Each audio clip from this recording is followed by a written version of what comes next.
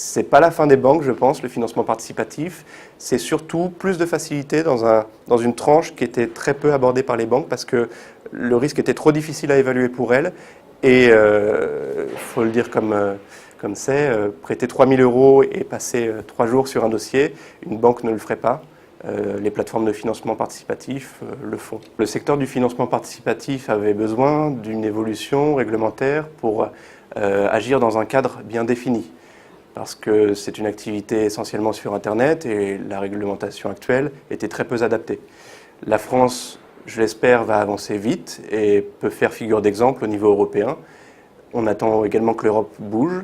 Il y a des travaux qui sont en cours au niveau européen aussi. Sur le paiement, il y a des questions qui se posent. Sur la question du prêt rémunéré, donc le prêt avec intérêt, il y a des questions qui se posent également. À quel moment on vient sur le monopole bancaire? Sur le prêt rémunéré, on y vient tout de suite.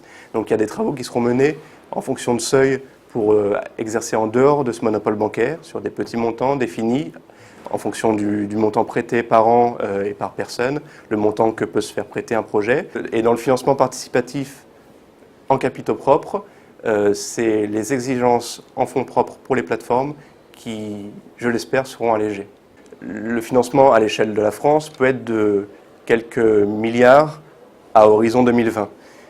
Les secteurs qui n'ont pas encore été explorés, il y en a plein. Il y a l'immobilier, il y a différents types de projets. Il y a le mécénat qui est encore très peu abordé par le financement participatif. Il y a la recherche médicale, la recherche publique éventuellement.